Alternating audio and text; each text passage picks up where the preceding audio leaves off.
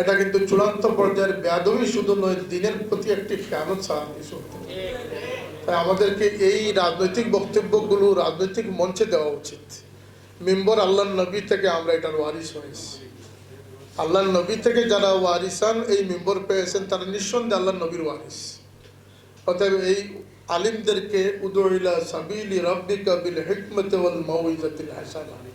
আজকের দিনে এমন একটি ফিতনার সময় আল্লাহর নবী সাল্লাল্লাহু আলাইহি ওয়াসাল্লাম আমাদেরকে সতর্ক করেছেন, ইয়াস্তামিউনা ফিল মাসাজিদ ওয়া লাইসা ফীহিম মুমিন। এই এমন একটি সময় আমাদের সামনে, ফিতনার সময়।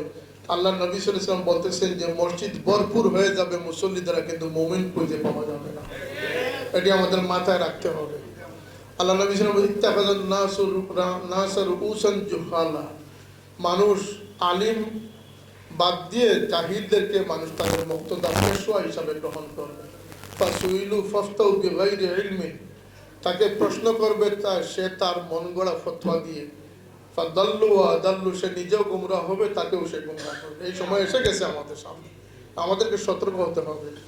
ইসলাম আজকে যে বিতর্কিত অবস্থায় চলে গেছে, ইসলাম এই পৃথিবীতে ৩,০০০টির মতো ধর্ম রয়েছে। একটি মাত্র ধর্ম যেটি আল্লাহ পাক মনোনীত করেছেন, ইন্নাদ-দীন ইনদাল্লাহিল ইসলাম। আর আল্লাহর হাবিব সাল্লাল্লাহু আলাইহি ওয়াসাল্লামকে আল্লাহ আইডিয়াল বানিয়েছেন কিয়ামত পর্যন্ত। শুধু ইমামদের জন্য নয়, সংসদ সদস্যের জন্য তিনি আইডিয়াল, ব্যবসায়ীর জন্য তিনি আইডিয়াল, মজদুরের জন্য তিনি আইডিয়াল, সমাজের সব ধনী গরিব, শিক্ষিত অশিক্ষিত, পুরুষ মহিলা, সমাজের যত মানুষ রয়েছে কুল মানব জাতির জন্য তিনি হচ্ছেন সবচেয়ে বড় আইডিয়াল, তিনি হচ্ছেন সবচেয়ে বড় মুক্তদা। লাকাদ কানা লাকুম ফি রাসূলিল্লাহি উসওয়াতুন হাসানাহ। আমরা অনেকাংশে ভুলে যাই যে আমাদের আজকের ওয়াজের মঞ্চ, মসজিদের মেম্বর আল্লাহর নবীর সুন্নত মতো যদি কথা না বলা যায়, সুন্নত মতো যদি বডি ল্যাঙ্গুয়েজ করা না যায়, তাহলে আপনাদের বেতন সুবিধা দিয়ে কি হবে? আপনারা ইসলামের কোনো লাভ করবেন না, বরং ক্ষতি করতে পারেন। এই ব্যাপারে আপনারা ঐক্যবদ্ধ হবে, ট্রেনিং এর ব্যবস্থা করেন। আপনাদের মধ্যে মোরালিটি, আপনাদের মধ্যে যোগ্যতা জাগ্রত করতে হবে, আপনাদের উপযুক্ত।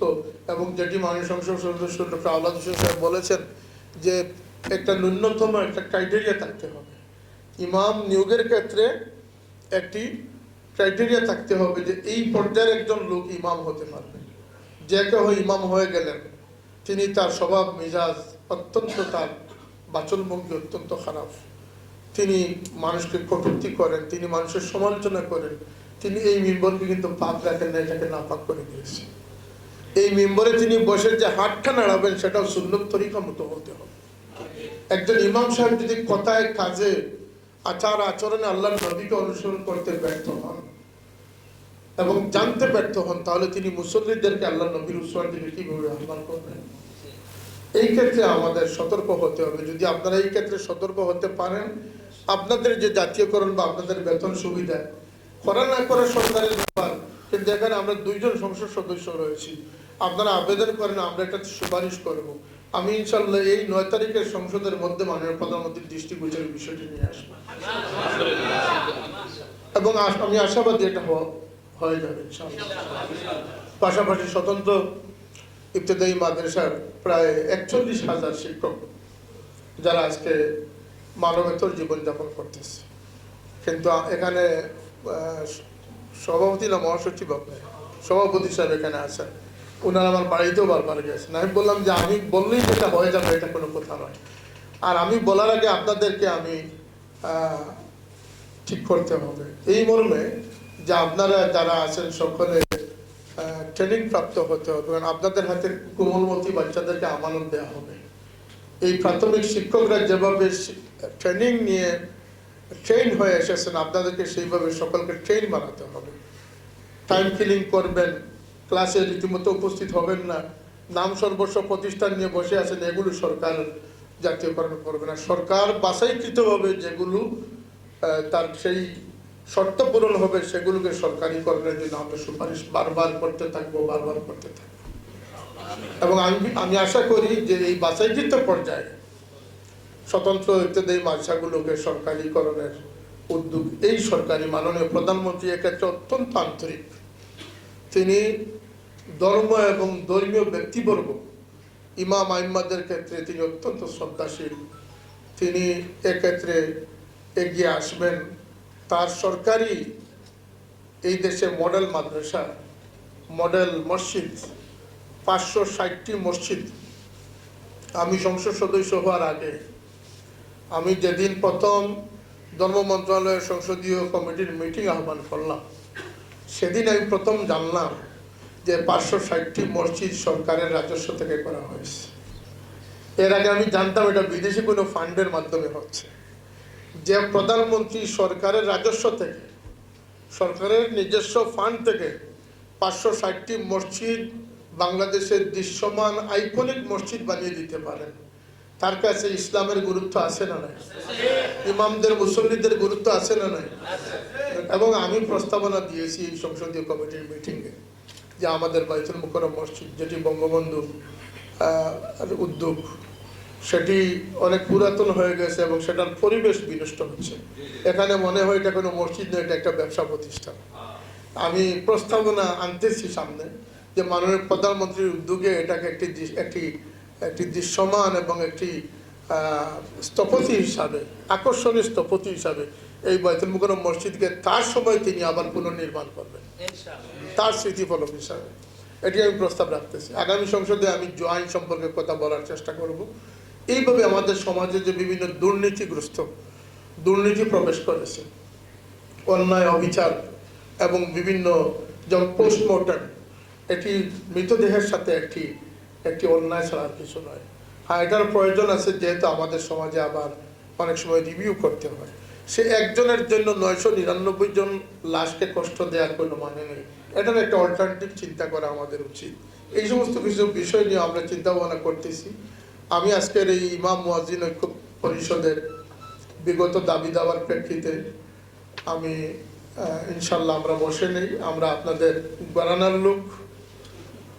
গড়ানার লোক এবং আপনাদের পক্ষে কাজ করতেছি। আমি আশাবাদী মাননীয় প্রধানমন্ত্রী আপনাদের এই দাবি পূরণ করবেন এবং শিক্ষামন্ত্রী মহোদয় এই বিষয়ে তার সাথে 2 দিন আমি কথা বলেছি, তিনি এ ব্যাপারে আন্তরিক। আপনাদের এই প্রচেষ্টা সফল হবে ইনশাআল্লাহ। আপনাদেরকে যেটি করতে হবে, আপনারা দেশের সুনাগরিক সৃষ্টিতে, শৃঙ্খলাবদ্ধ মানুষ সৃষ্টিতে, আইন শৃঙ্খলার পক্ষে হয়ে সরকারের ব্যবস্থাপনাকে সহায়তা করার জন্য আপনারা যেভাবে বললেন যে আপনারা টিকার ক্ষেত্রে বা যক্ষ্মা নিরোধের ক্ষেত্রে, এমনকি ইফটিজিংয়ের বিরোধিতায় ইমাম সাহেবদের ভূমিকা রয়েছে, বৃক্ষরোপণের ক্ষেত্রে ইমাম সাহেবদের ভূমিকা রয়েছে, স্বাস্থ্য সচেতনার ক্ষেত্রে ইমাম সাহেবদের ভূমিকা রয়েছে। ইমাম সাহেবরা যদি একসাথে গর্জে উঠে এদেশের 10 কোটি মানুষ একদিনে গর্জে উঠবে। অতএব তাদের গুরুত্ব বিবেচনায় সরকারি করণের বা তাদের চাকরিকে জাতীয়করণের খুবই প্রয়োজন, সময় উপযোগী দাবি। এই দাবির সাথে আমরা ঐক্যমত পোষণ করছি। ইমাম সাহেবদেরকে সংযত আচরণ এবং বুদ্ধি নির্ভর, বুদ্ধিভিত্তিক দ্বীনের প্রসারে এগিয়ে আসার জন্য সঠিক, বাস্তব, নির্ভরযোগ্য দলিল আদিল্লার ভিত্তিতে মন গড়া হাদিস বানিয়ে, আবার একদল আছে যারা প্রত্যেকটা হাদিসকেই মন গড়া বা জাল হিসাবে আখ্যায়িত করে, যারা মাযহাবের বিরোধিতা করে, তারা এই দেশে আমাদের ইসলামের নামে সমস্ত ফিতনা টেনে আনতেছে। আপনারা জানেন যে ইসলাম একটি মানুষের কাছে, সারা বিশ্বের কাছে গ্রহণযোগ্য একটি ধর্ম, এবং হবে না কেন এটা আল্লাহর নবীর আদর্শের বহিঃপ্রকাশ, আল্লাহর নিকট একমাত্র মনোনীত দিন। কিন্তু এই দিনকে নকল করার জন্য আজকে পতিতাবৃত্তি করা হচ্ছে বোরকা পরিহিত অবস্থায়। বোরকা দিয়ে পতিতালয়ে নিয়ে যাওয়া হচ্ছে আর ইসলামকে কলুষিত করা হচ্ছে। আজকে মাথায় পাগড়ি দিয়ে ওয়াইজ বানিয়ে একজন বেদাতি মাজার পূজারীকে দিয়ে আজকে ইসলামকে নষ্ট করা হচ্ছে। যারা হক্কানি, যারা সহি শুদ্ধভাবে লেখাপড়া করেছেন, তাদেরকে শনাক্ত করতে হবে, তাদের হাতে মিম্বরের দায়িত্ব অর্পণ করতে হবে। এক্ষেত্রে সরকারি নীতিমালারও প্রয়োজন। আমি ধর্ম মন্ত্রণালয়ের সংসদীয় বৈঠকে এই সমস্ত আলোচনা অলরেডি আমি করে ফেলেছি। আগামীতে বক্তা কে হবেন, ইমাম কে হবেন, সেটা একটা নিয়ন্ত্রিত ব্যবস্থাপনা হওয়া খুবই প্রয়োজন। আমি আপনাদের সকলকে ধন্যবাদ জানাচ্ছি। আজকের এই সবার গুরুত্ব বিবেচনায় আমি এত দূর কষ্ট করে এসেছি, আবার আমি আজকে সিলেটে এখন চলে যাচ্ছি। তো আপনাদের প্রতি আমার সহানুভূতি রইল, সহযোগিতা রইল। ইনশাল্লাহ আপনাদের গণনার হিসাবে আপনাদের পাশে সবসময় আমাদেরকে পাবেন। আল্লাহ আপনাদেরকে দায়িত্ব পালনের সচেষ্ট থাকার তৌফিক দান করুন। বেতন বাতা দিবা এইসব এটা কোনো বড় বিষয় নয়। রিজিকের মালিক হচ্ছেন আল্লাহ, ইজ্জতের মালিক হচ্ছেন আল্লাহ। তো আল্লাহ রাব্বুল আলামিন না খাওয়াইয়ে তো আর রাখেন না, ইজ্জতের সঙ্গে রাখছেন। এই সেদিন সিঙ্গাপুর, ব্রুনাই, মালয়েশিয়া এই 3 দেশে সেমিনার করে আসলাম। আলহামদুলিল্লাহ এই 45 দেশে আল্লাহ নিলেন। একদম সাধারণ একটা গ্রাম্য থেকে উঠে আসছি না। তো আপনারা আল্লাহ তাআলাকে শক্তিশালী ভাবে ধরবেন, রাসূলুল্লাহর তরিকায় থাকবেন। কই ডান হাতটা জাগান তো দেখি, আমি দেখে মরি। আল্লাহ রাব্বুল আলামিন আপনাদের সকলকে কবুল করুন। আর একটা জিনিস, আর্থিক ভাবে শক্তিশালী হওয়ার চেষ্টা করুন। কম্পিউটারটা ভালো করে শেখেন। আমার অবশ্য সেই বয়স এখন আর নাই, আমার এখন মুখস্থ থাকে না। আর একজনের নাম্বার যে সেভ করবো মোবাইলে, এটাও আর একজনকে আমি বলি যে ইউ প্লিজ হেল্প মি। ঠেলার নাম বাবাজি, ঠেলায় বিপদে পড়ে আমি ইংরেজিটা শিখে নিয়েছি। ইংরেজি ভাষা, আমেরিকায় যাই, জাপানে যাই, I must say something there in English with the general public in the road. কি করা, 5-7টা ভাষা শিখছি। কি করে শিখলাম? চেষ্টা করে, আফটার এ লং স্টাডি, এটা চেষ্টা করে তো শিখছি। তো সেই হিসাবে আপনাদেরকে আহ্বান জানাই, যারা উঠতি বয়সের তরুণ, আপনারা ভালো করে শেখেন। ইয়ারফাইল্লাহুল্লাযিনা আমানু বিল ইয়ারফাইল্লাহুল্লাযিনা আমানু মিনকুম ওয়াল্লাযিনা উতুল ইলমা দারাজাত। এগুলি স্টাডি করবেন। আমি মুফাসসিরুল কোরআন। ইয়ারফাউ এই ফেলের ফাইল হলো স্বয়ং আল্লাহ। তাইলে আমি তো বাংলাদেশের মধ্যে সবচেয়ে লম্বা মাওলানা। আমি যদি একটা বাচ্চাকে উঁচু করে ধরি, কত দূর উঁচুতে তুলতে পারবো? কিন্তু স্বয়ং আল্লাহ যখন ইয়ারফাউ এই ফেলের ফাইল হয়, তাইলে এই আল্লাহ রাব্বুল আলামিন উঁচু যদি করেন, তাহলে কি পরিমাণে উঁচুতে উঠাতে পারেন এটা বুঝে নিবেন। কিন্তু সেজন্য কন্ডিশন হলো আমানু মিনকুম আর ওয়াল্লাযিনা উতুল ইলমা, এই ইলম আর হলো ঈমানটা। আমি সভাপতি হিসেবে মনে করলাম যে অনেক তরুণ বয়সের আমার ছাত্র অনেকে আছেন। তো মাওলানা নাসিম ভালো বক্তব্য দিতেছেন, ডক্টর আমাদের এহসান সাহেবও ভালো দিতেছেন, আলহামদুলিল্লাহ।